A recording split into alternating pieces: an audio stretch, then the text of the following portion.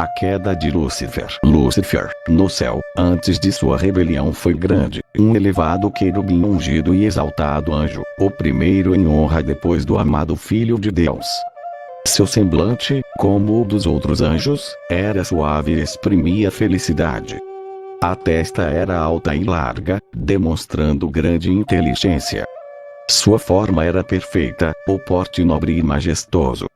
Uma luz especial resplandecia de seu semblante e brilhava ao seu redor, mais viva do que ao redor dos outros anjos. Cheio de beleza e sabedoria, todavia, Cristo, o amado Filho de Deus, tinha preeminência sobre todo o exército angelical. Ele era um com o Pai, antes que os anjos fossem criados. Lúcifer invejou do domínio de Jesus Cristo, do Verbo que já estava com Deus e gradualmente pretendeu o comando que pertencia unicamente a Cristo. Lúcifer, assim como todos os anjos, fazia parte do coral celeste.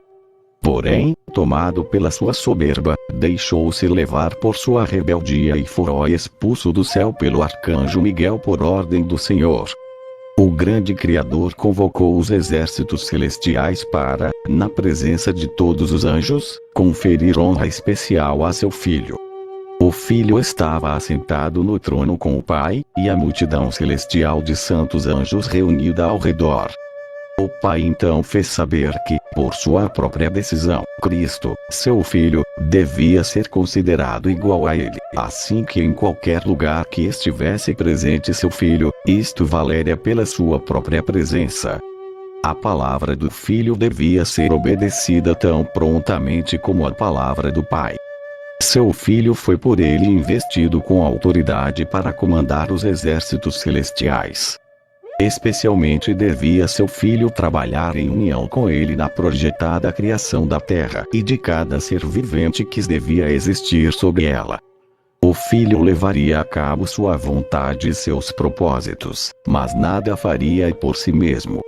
A vontade do Pai seria realizada nele. Lúcifer estava invejoso e enciumado de Jesus Cristo. Todavia, quando todos os anjos se curvaram ante Jesus reconhecendo sua supremacia e alta autoridade e direito de governar, ele curvou-se com eles, mas seu coração estava cheio de inveja e rancor. Cristo tinha sido introduzido no especial conselho de Deus, na consideração de seus planos, enquanto Lúcifer não participara deles.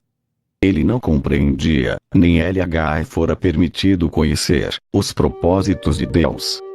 Mas Cristo era reconhecido como o soberano do céu. Seu poder e autoridade eram os mesmos de Deus. Lúcifer pensou em si mesmo como o favorito entre os anjos no céu. Tinha sido grandemente exaltado, mas isto não despertou nele louvor e gratidão ao seu Criador. Aspirava à altura do próprio Deus.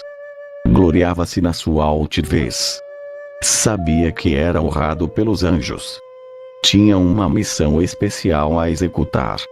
Tinha estado perto do grande Criador e o resplendor incessante da gloriosa luz que cercava o eterno Deus tinha brilhado especialmente sobre ele. Lúcifer pensava como os anjos tinham obedecido a seu comando como grande. Não era seu vestuário belo e brilhante? Porque devia Cristo ser assim honrado acima dele. Ele deixou a imediata presença do Pai, insatisfeito e cheio de inveja contra Jesus Cristo. Dissimulando seu real propósito, convocou os exércitos angelicais. Introduziu seu assunto, que era ele mesmo. Como alguém agravado, relatou a preferência que Deus dera a Jesus em prejuízo dele. Contou que, dali em diante, toda a doce liberdade que os anjos tinham desfrutado estava no fim. Pois não havia sido posto sobre eles um governador. Lúcifer declarou os que tinha reunido para assegurar-lhes que ele não mais se submeteria à invasão dos direitos seus e deles, que nunca mais ele se prostraria ante Cristo, que assumiria a honra que lhe devia ter sido conferida e que seria o comandante de todos aqueles que se dispusessem a segui-lo e obedecer à sua voz. Houve controvérsia entre os anjos. Como uma bomba de contenda, Lúcifer e seus simpatizantes lutavam para reformar o governo de Deus. Estavam descontentes e infelizes porque não podiam perscrutar sua insondável sabedoria e verificar o seu propósito em exaltar seu filho e dotá-lo com tal ilimitado poder e comando. Rebelaram-se contra a autoridade do filho. E assim Lúcifer enganava e lançava tal mentiras que até então não era conhecida. Os anjos que eram leais e sinceros procuraram reconciliar este poderoso rebelde à vontade de seu Criador. Justificaram o ato de Deus em conferir honra a seu filho e, com fortes razões, tentaram convencer Lúcifer de que não lhe cabia menos honra agora do que antes que o pai proclamasse a honra que tinha conferido a seu filho. Mostraram claramente que Cristo era o Filho de Deus, existindo com ele antes que os anjos fossem criados, que sempre estivera à mão direita de Deus, e sua suave, amorosa autoridade até o presente não tinha sido questionada, e que ele não tinha dado ordens que não fossem uma alegria para o exército celestial executar. Eles insistiam que o receber Cristo honra especial de seu Pai, na presença dos anjos, não diminuía a honra que Lúcifer recebera até então. Os anjos choraram. Ansiosamente tentaram levá-lo a renunciar a seu mau desígnio e render submissão ao Criador. Os anjos fiéis tentaram despertar nele o arrependimento, pois até então tudo era paz e harmonia, e o que podia ocasionar esta voz discordante, rebelde? Lúcifer recusou ouvi-los. Então afastou-se dos anjos leais e sinceros, denunciando-os como escravos. Estes anjos, leais a Deus, ficaram pasmados ao verem que Lúcifer era bem-sucedido em seu esforço para incitar a rebelião. Com sua rebeldia, prometia-lhes um novo e melhor governo do que então tinham, no qual todos seriam livres. Grande número expressou seu propósito de aceitá-lo como líder principal comandante. Ao ver que seus primeiros passos foram coroados de sucesso, vangloriou-se de que ainda haveria de ter todos os anjos ao seu lado, que seria igual ao próprio Deus, e que sua voz autoritária seria ouvida no comando de todo o exército celestial. De novo os anjos leais advertiram-no, alertando-o quanto às consequências se ele persistisse. Que aquele que pôde criar os anjos tinha poder para retirar-lhes toda a autoridade e de alguma assinalada maneira punir-lhes a audácia e terrível rebelião. E pensar que um anjo pudesse resistir à lei de Deus, que era tão sagrada como ele mesmo. Exortaram os rebeldes a cerrar os ouvidos às razões fraudulentas de Lúcifer, advertindo-o, e a todos os que tinham sido afetados, que fossem a Deus e confessassem seu engano, por admitirem mesmo um pensamento que punha em dúvida sua autoridade. Muitos dos simpatizantes de Lúcifer ouviram o conselho dos anjos leais, se arrependeram de sua insatisfação, e de novo receberam a confiança do Pai e seu amado Filho. O grande rebelde declarou então que estava familiarizado com a lei de Deus, e se submetesse a uma obediência servil seria despojado de sua honra. Nunca mais poderia ser incumbido de sua exaltada missão. Disse que ele mesmo e os que com ele se uniram tinham ido muito longe para voltarem, que enfrentaria as consequências, que nunca mais se prostraria para adorar servilmente o Filho de Deus, que Deus não perdoaria, e que agora precisavam garantir sua liberdade e conquistar pela força a posição e autoridade que não lhes fora concedida voluntariamente. Os anjos leais apressaram-se a relatar ao Filho de Deus o que acontecera entre os anjos. Acharam o Pai em conferência com seu Filho amado, para determinar os meios pelos quais, para o bem-estar dos anjos leais, a autoridade assumida por Satanás podia ser para sempre retirada. O grande Deus podia de uma vez lançar do céu este arqui-enganador, mas este não era o seu propósito.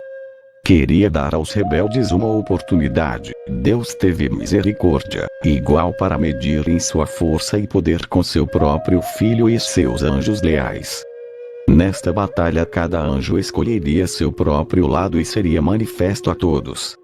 Não teria sido seguro tolerar que qualquer que se havia unido a Satanás na rebelião, continuasse a ocupar o céu. Tinham aprendido a lição de genuína rebelião contra a imutável lei de Deus, e isto era irremediável. Se Deus tivesse exercido seu poder para punir este sumo rebelde, os anjos desafetos não se teriam revelado. Portanto, Deus tomou outra direção, pois queria manifestar distintamente a todo o exército celestial sua justiça e juízo. Guerra no céu. Rebelar-se contra o governo de Deus foi o maior crime. Todo o céu parecia estar em comoção por causa de Lúcifer. Um caos. Os anjos foram dispostos em ordem por companhias, cada divisão com o mais categorizado anjo à sua frente. Satanás estava guerreando contra a lei de Deus, por causa da ambição de exaltar-se a si mesmo, e por não desejar submeter-se à autoridade do Filho de Deus, o grande comandante celestial. Todo o exército celestial foi convocado para comparecer perante o Pai, a fim de que cada caso ficasse decidido. Satanás ousadamente, em altivez de voz, fez saber sua insatisfação, por ter sido Cristo preferido a ele. Permaneceu orgulhoso e instando que devia ser igual a Deus e introduzido a conferenciar com o Pai e entender seus propósitos. Deus informou a Satanás que apenas a seu filho ele revelaria seus propósitos secretos, e que requeria de toda a família celestial, e mesmo de Satanás, que lhe rendesse em inquestionável obediência. Mas que ele, Satanás, tinha provado ser indigno de ter um lugar no céu. Então o Satanás exultantemente apontou aos seus simpatizantes, quase a metade de todos os anjos, e exclamou: "Estes estão comigo. Expulsarás também a estes e deixarás tal vazio no céu." Declarou então que estava preparado para resistir à autoridade de Cristo e defender seu lugar no céu pelo poder da força contra força. Os anjos bons choraram ao ouvir as palavras de Satanás e sua exultante arrogância. Mal agradecido, rebelde, Deus declarou que os rebeldes não mais podiam permanecer no céu. Seu estado elevado e feliz tinha sido conservado sob a condição de obediência à lei que Deus deu para governar as elevadas ordens de Ceres. Mas nenhuma provisão tinha sido feita para salvar os que se aventurassem a transgredir sua lei. Satanás tornou-se mais ousado em sua rebelião, e expressou seu desprezo à lei do Criador. Este Satanás não podia suportar. Declarou que os anjos não precisavam de lei, mas deviam ser livres para seguir a própria vontade, a qual os guiaria sempre retamente. Que a lei era uma restrição à sua liberdade. E que a abolição da lei era um dos grandes objetivos da posição que assumiria. A condição dos anjos, pensava ele, necessitava de aperfeiçoamento. Assim não pensava Deus, que tinha feito leis, colocando-as em igualdade consigo mesmo. A felicidade de todos os anjos dependia de sua perfeita obediência à lei. Cada um tinha seu trabalho especial designado. Antes da rebelião de Satanás, existira no céu perfeita ordem e ação harmônica. Então houve guerra no céu. O príncipe dos arcanjos, o arcanjo Miguel, e seus anjos leais empenharam-se num conflito com o grande rebelde e com aqueles que se uniram a ele. Miguel e os anjos verdadeiros e leais prevaleceram, e Satanás e seus simpatizantes foram expulsos do céu. Todo o exército celestial reconheceu e adorou o Deus da justiça. Nenhuma mácula ou marca de rebelião foi deixada no céu. Tudo voltou a ser paz e harmonia como antes. Os anjos do céu lamentaram a sorte daqueles que tinham sido seus companheiros de felicidade e alegria. Sua perda era sentida no céu. O Pai consultou seu filho com respeito à imediata execução de seu propósito de fazer o homem para habitar a terra. Colocaria o homem sob prova a fim de testar sua lealdade, e assim, dar início ao grande projeto de Deus, a criação e o homem. Aos adoradores e seguidores de Lúcifer, o anjo derrotado. Arrependam-se, pois, e voltem-se para Deus, para que os seus pecados sejam cancelados, para que venha tempos de descanso da parte do Senhor. Atos 13, 19, 20. A vocês que seguem outros deuses e ao anjo derrotado. Arrependam-se, pois, e voltem-se para Deus Pai Eterno, para que os seus pecados sejam cancelados, para que venha tempos de descanso da parte do Senhor. Atos 13, 19, 20. Antes que venha o fim, pois o amanhã não será mais o amanhã, e será tarde demais.